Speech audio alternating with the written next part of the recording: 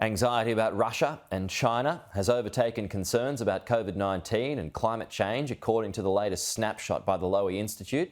Live to Trudy McIntosh in Canberra. Trudy, good morning. Take us through the numbers.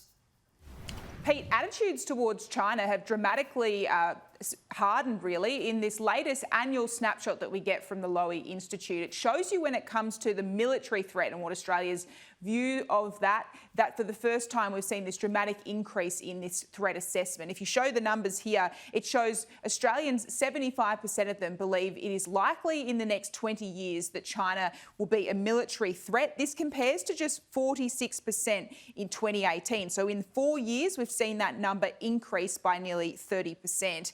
If you move to the top 5 threats that Australians point to, Russia's invasion of Ukraine has seen Russia skyrocket to the top of this list. It then goes to China, cyber attacks, the Taiwan potential conflict, and climate change remaining steady at 5. Although COVID used to be in the top 5, it has now dropped well off this list, dropping down to 11th on the list of the threats. As for a potential Chinese invasion of Taiwan, for the first time, a slim majority of Australians support military intervention from Australia's side if we do see this action. 51% to 47% against. So a slim majority there for Australia's involvement. As for some other security issues, we've seen 70% of Australians back the AUKUS submarine deal that was signed under the former government. There's also support too, a slim majority for more defence spending in Australia to deal with these rising threats. And also, no surprise here, nearly 90% of Australians say they are concerned about the potential for Beijing to establish a military base in the Solomon Islands.